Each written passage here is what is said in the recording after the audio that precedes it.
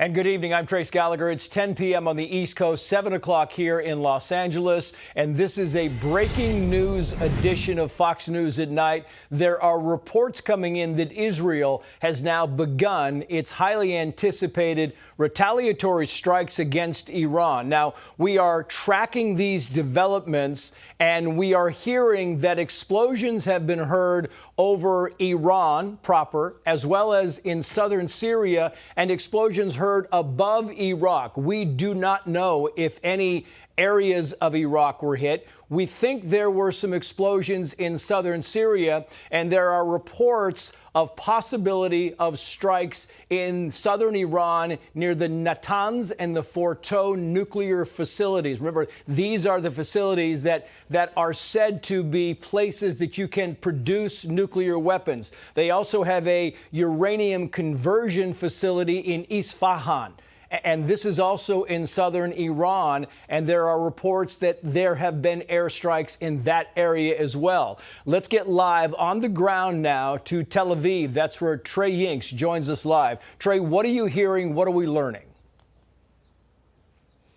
Yeah, hey, Trace, good evening. Right now we are following reports out of the region of airstrikes taking place in Iran, Iraq, and Syria. The Israelis at this moment have not confirmed that this is the retaliation to that massive Iranian drone and missile attack last weekend. But here's what we know. Some outlets citing American officials. And again, these are preliminary reports based on the information that we are gathering right now. We've reached out to Israeli defense officials and are waiting for comment.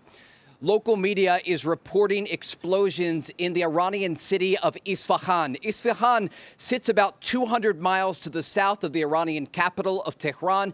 At this location, there is an Iranian nuclear facility. There are also reports of activity at other locations across Iran. This is significant because, remember, the initial reporting leading up to tonight had to do with what might be a limited Israeli response to this large-scale attack last weekend conducted by the Iranians. So in terms of the targets that were likely hit in any sort of strike and retaliation from the Israelis, you are looking at nuclear research facilities, additionally any sort of IRGC locations across the Middle East in places like Syria and Iraq, and then Iranian-backed proxies across the region. And so Iran-backed Iraqi and Syrian Shia militias certainly would be on that target list for the Israelis. The Israelis looking to send a message to Iran, if this is confirmed that they are behind these strikes, not to ever attack directly from Iranian territory toward Israel, and also to ensure that they will keep control of their proxies across the region. The big concern here has to do with Iranian nuclear aspirations.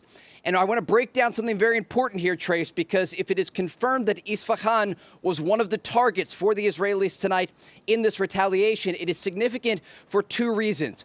We'll point back to June of last year when the UN nuclear watchdog was concerned that they went into a probe and found uranium particles that were enriched up to 83%, just short of the 90% weapons-grade material line, an indication that Iran is getting very close to the ability to create a nuclear weapon. Other watchdogs over the past several months have said the Iranian breakout time for such a weapon is basically zero. And this means Iran, in response to this, may not react militarily, but could say they are changing their nuclear doctrine.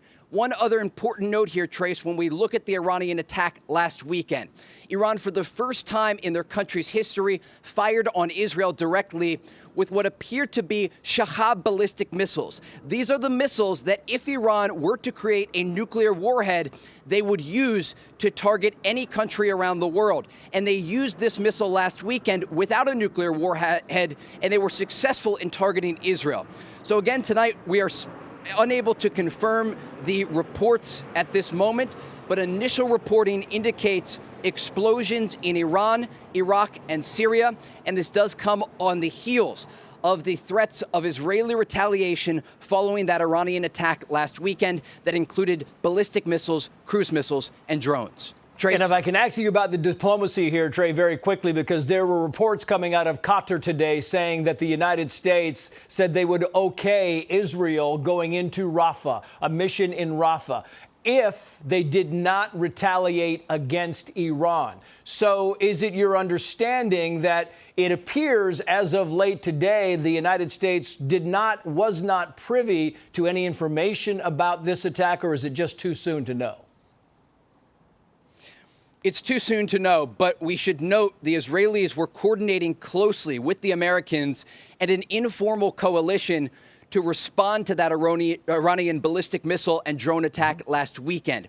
Now, this is an important note here because in the past, there have been no formal agreements for the United States and others to shoot down incoming missiles or drones toward Israel. But there was a clear coordinated effort, and according to briefings that I was a part of with top Israeli Air Force officials, the training for the mission to shoot down these missiles and drones went on for months prior to the Iranian attack. So we do have reason to believe that the Israelis have been in close coordination with the Americans and that they would inform the United States ahead of any sort of action against targets in Iran. At this moment, and you might be able to hear overhead, the civilian airspace over Israel is not closed, but we are following and tracking civilian flights toward Iran and can confirm that some civilian airliners actually turned back from the Gulf. They were headed toward the Iranian capital of Tehran and made a U-turn amid these reports of Israeli strikes in Iranian territory. The Israelis will certainly want to act with decisive actions. They want to catch the Iranians off guard, unlike what we saw in the weeks prior ahead of the Iranian attack against Israel. Because, again, the Israelis are looking to send a clear message to the Iranians that any sort of direct attack toward Israeli territory would not be accepted. I also want to note one other thing following a briefing with Israeli Air Force officials. They say they are on high alert across this country, fearing Iranian retaliation. Everyone from Iran's supreme leader, the Ayatollah Khamenei, to President Ibrahim Raisi, to some top IRGC officials this week, made clear that they would react what they called immediately to any sort of Israeli response to the attack over the weekend.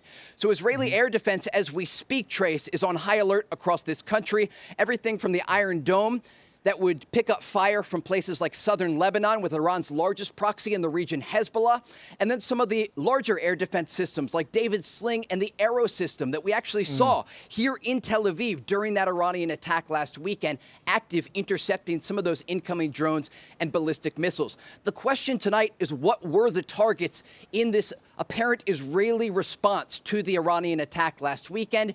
Again, the Israelis have a variety of targets they could hit, not just inside Iranian territory, but across the region, understanding that Iran's IRGC has bases in places like Iraq and Syria, and they're also supporting Shia militias that are operating in those areas that give them what has been described to Fox News as an octopus's tentacles across the Middle East, stretching Iranian influence not only to threaten Israel, but also to threaten American forces across the region. Because as we saw since the October 7th massacre and the regional tension that followed, numerous attacks against American bases across the Middle East. And so part of this response likely to strike fear into these Iran-backed Iraqi and Syrian Shia militias that are operating across the region. And if it is confirmed in Isfahan, this city that is just about 200 miles to the south of Tehran, this would be significant because it shows the Israelis are stepping up their strikes against Iranian nuclear facilities. You might remember back in 2020, it was November of 2020, the Israelis in a covert operation killed the top Iranian nuclear scientist, Mohammad Fakhrizadeh. Now, this is a man who was responsible for years when it came to Iran's nuclear program and their developments toward a nuclear weapon. Remember, when the Iran nuclear deal from 2015 collapsed, Iran started enriching uranium closer and closer to weapons-grade material. And the biggest concern for Israel was that they would ultimately create a nuclear weapon and then attach that warhead to a ballistic missile, like a missile that was fired toward Israel over the weekend, and target the Jewish state with such a projectile. We understand the breakout period is anywhere from just 0 days to a matter of days and possibly even a week, according to international observers. And the concern for Israel is that they could use this enriched uranium to create a nuclear bomb that would target this country. And so it would not be surprising if the target was Isfahan, this top research facility inside Iranian territory. And again, the Israelis have been very clear, everyone from Israel's Prime Minister Benjamin Netanyahu to the country's Defense Minister Yoav Gallant and others, that they have the targets already chosen inside Iran, and they are able to ratchet up the pressure on the Iranian regime if there is any sort of response to this counterstrike following the attack last weekend that was conducted by the Iranians. Trace? Trey Yingst, great information. Stand by if you would. We'll get back to you as the news warrants. Hey, Sean Hannity here. Hey, click here to subscribe to Fox News YouTube page and catch our hottest interviews and most compelling analysis. You will not get it anywhere else.